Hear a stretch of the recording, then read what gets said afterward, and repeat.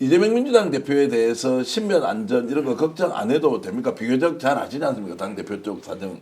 저희는 이렇게 최근 뭐 집회 현장에서도 이렇게 이재명 대표님을 경호해주는 분들을 자세히 보거든요. 네.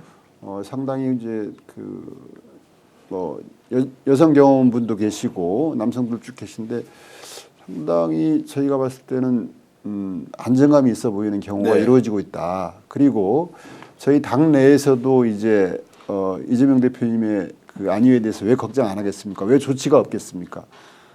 쉽게 뚫릴 그런 상황이 아니고요. 너무 걱정하지 마시기 바랍니다. 경호처와 관련된 이런 부분도 다 지금 이제 정확하게 체크를 하고 있는 뭐 거죠. 경호처가 이제 어쨌든 윤건희 세력이 남아 있다라고 볼 수 있겠고 이후에도 영향을 미칠 수 있겠다는 그런 평가들이 있긴 하지만 상당수의 경호 6,700명 되지 않습니까? 대다수는 윤건희 세력이 아니고 경호 임무를 제대로 수행하는 그리고 저희 정부하고도 상당 정도 교감이 되는 뭐 그런 과정이 있다라고 보면 될 것입니다.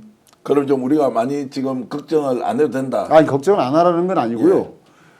생각보다 잘 대응하고 있다는 말씀. 저희들이 하도 이제 많은 분들이 질문을 반복적으로 하셔서. 근데 제가 만약에 국임당 쪽에서 대선을 준비하는 사람이라면 지금 현재 구도에서 물론 이게 또 저들이 뭐 지지구 볶고 뭐 이렇게 뭐 방정식을 또 풀어가지고 한 40% 이상은 좀 만들어낼 수 있을 거라고 생각해요. 지금은 뭐 이재명 대 뭐 50대 뭐 20, 뭐 25 이렇게밖에 안 나오지만 선거 국면으로 가면 제법 많이 올라올 거라고 저는 생각을 하거든요. 그럼에도 불구하고 지금 자기들이 뻔히 질 줄 알면서 할 수 있는 생각의 극단에는 이재명 대표에 대한 위해가 가장 용이한 방법이라고 생각하는 자들이 분명히 있을 거라고 생각을 하고 그리고 윤석열 뭐 재판 과정도 지켜봤지만 전혀 반성하지 않고 김건희도 꽃다발 받고 아파트에 들어갔고 지금 제가 알아보니까 경호처에 40여 명이나 데리고 가지 않았습니까? 그거는 완전히 초대규모 매머드 행차단을 지금 구성해가지고 들어간 건데 지난번에 그 해외에 다닐 때마다 뭐 안마 전문으로 하는 경호관이라고 있었지 않습니까? 그래서 뭐 그 경호관들이 무슨 뭐 사기 저하 운운하면서 왜 우리한테 안마 시키냐 그랬더니 아무나 그 옥체를 V1, V2를 내가 아무나 만질 수 있는 게 아니야 영광인 줄 알아 그랬다는 거 아닙니까? 그 안마사도 데리고 들어갔대요 이번에. 그러니까 지금 쟤들은 어디 뭐 우리가 어디 괌이나 사이판 뭐 이런 데로 여행 가는 마음으로 살고 있는 거지. 아직까지 전혀 어떤 그 극단적 상황으로 내몰려 있지 않는 거예요. 그 안마할 줄 아는 경호관을 데리고 갔다는 소식은 어디서 들었어요? 경호처에서 들었습니다. 경호처에서 들었죠. 네. 저도 다른 데서 들었거든요. 얼마나 안마를 잘했으면 그 사람을 경호관으로 데리고 갔다라는 얘기를 듣고는 정신을 못 차려도 어떻게 저렇게 못 차릴 수 있느냐는 게 하나 있었고요. 두 번째는 조변. 정말로 저들은 미쳤구나. 국민들을 안중에 두지 않고 자기들 하고 싶은 대로 다 하고 있어요. 맞아요. 40명이라고 얘기했죠. 나중에 이제 정권 바뀌고 나면 정확하게 숫자 한번 세어봅시다. 최초에 데려간 사람이 40명인지 지금 10명 정도 된다고 하니까 10명도 넘는다는 이야기 지금 나오거든요. 그래서 김성훈이가 어떤 작당을 해서 몇 명을 보냈는지 따져봐야 되는데 자 이런 상황으로 봤을 때 어떤 일도 벌일 수 있는 거 아닌가요?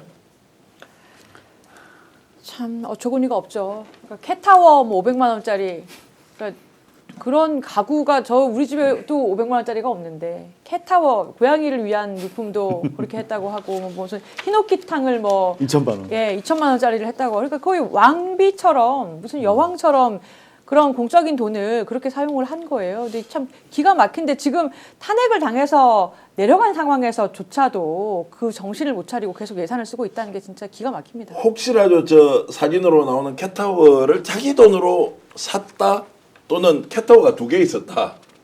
자기 돈으로 산 건 가져오고 원래 있던 것은 그러니까 초기 남겨놨다. 공사 그 계약서 상에 캣타워 예산이 있었기 때문에 예. 지금 언론에서는 이제 국가 돈으로 샀다라고 얘기할 근거가 충분히 되는 것이죠. 히노키도 예산에 들어가 있었다고. 그거 다 뜯어버렸다고 하니 히노키는 가져왔다는 사진 아직 없으니까. 히노키는 아마 해체했을 가능성이 높습니다. 정거인멸을 내버렸을 경호처에서 것이다. 뭐 골프장이랑 사우나도 해체하는 것 같다는 제보를 받았거든요. 자, 그래서 지금이라도 경호처에서 윤석열, 김건희가 가져갔던 저것은 개인 돈으로 샀다라고 해명을 좀 하거나 아니면 이게 국고횡령에 해당하잖아요. 야, 그러면은 정말로 징글징글하다. 아니, 상상 초월이다. 이것도 표현이 적절하지 않잖아요. 그러니까 탄핵 인용 이후 일주일간 저기서 만찬도 즐겼겠지만 상당 정도의 증거인멸이 진행됐을 것이다. 네. 그것도 다 밝혀내야죠. 맞습니다. 그러니까 이게 보통 사람의 마인드가 아닌 거예요. 아닌 거고. 그래서 저는 지기현 판사가 한 일 중에 제일 나쁜 게 내란범을 풀어줘가지고 그래서 아 나는 아무 일이 안 생기는구나라는 착각 속에 반성 그 입장문을 2개를 냈지 않습니까? 인용된 다음에 그럼 국민 여러분 죄송합니다부터 나왔어야죠. 근데 그게 아니에요. 자기들 그 지지해줬던 지지자들 감사하다. 아쉽다. 뭐 나는 할 만큼 했다. 마지막에 기도합니다. 기독교의 어필하고. 두 번째도 그러니까 이건 아직도 국민들한테 사과를 안 했거든요. 그러니까 지금 판결도 불복하고 있는 셈인 거고 무엇보다 그래서 저는 지금 중요한 게 다시 구속을 시켜야 된다. 지금 무슨 일이 생길지 모른다고 하셨는데. 자, 구속을 시킬 수 있는 방법 뭐가 있습니까? 아니 추가 기소를 해야죠. 추가 기소를. 그러니까 검찰이 수사해서 지금 현재 내란죄 외에 공천 개입이나 일련의 상황들을 가지고 다시 뇌물죄. 영장 청구를 해야 되지 않습니까? 네 맞습니다. 그러면은 검찰이 움직여야 되는 거죠. 네 그렇죠. 경찰이 할 수도 있습니까? 경찰이 수사를 해서 예. 그걸 검찰에 넘길 수 있죠. 자, 그렇게 할 수 있고 가능성은요. 대선 전에는 어렵겠죠. 대선 전에 어렵고 또 하나 그래서 저는 굉장히 중요한 말씀 드리고 싶은데 경호처에서 연판장도 돌리시고 경호처 분들이 참다 못해서 오죽하면 그 공무원분들이 집단 행동에 나섰지 않습니까? 근데 경호처에서 분명히 저는 지금 비화폰 서버라든지 김성훈이 왜 축제하자 그걸 지켰겠어요? 분명히 증거인멸 작업이 구속 취소되기 전부터든 된 후로든 있었을 것이다. 증거를 인멸하면 재구속 사유가 돼요. 내란죄에서. 그러면 지기현 판사 재판부에서 다시 구속을 시켜야 됩니다. 풀어줬더니 증거 인멸하더라. 그래서 저는 경호처에서 분명히 이걸 보신 분들이 있을 거라고 생각을 하고 공익 제보를 해주셔야 된다고 생각을 해요.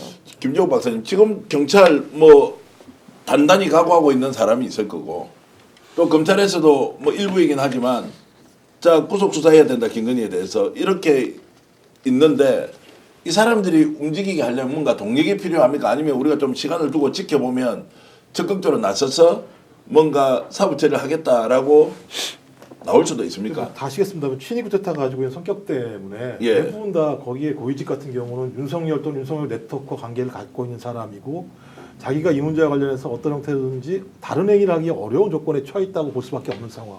이런 상황이기 때문에 우리가 얘기하는 만큼의 어떤 검찰이든 경찰이든 제대로 된 수사를 하기 어려울 거라는 생각을 해요. 그리고 또 왜냐하면 윤석열, 윤건희가 너무나 엽기적이기 때문에 뭐 비상식적이잖아요. 예를 들면 이기고 돌아왔다거나 아니 3년이나 5년이나 그다음에 제가 더 놀란 거 뭐냐면 그 김건희가 아크로비스타 가서 앞에 가서 청년들 보면서 어이구 진짜 오셨어요? 라고 얘기를 하는 걸 보면서 진짜 자기를 지지한다고 생각하는 것 같다라고 하니 망상에 젖어 있는 그러니까 현실 세계에서 작동하는 것을 자기의 사유책에 그냥 집어넣어가지고 그대로 이해하는 방식들이기 때문에 저는 이런 머리를 가지고는 계속 작전을 짤 거예요.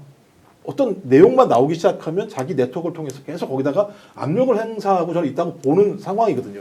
전 그렇다면 이런 상황에서 한 발도 나가기 어려울 거다라는 생각이 들어서 뭐 말씀만 같으면 어떤 돈키호테가 나타나서 진짜 경찰이든 검찰이든 뭔가 했으면 좋겠습니다만 저 지금까지 3년 동안 이들이 매우 잘 길들여져 있다고 생각해요. 이 수사 공권력 자체가.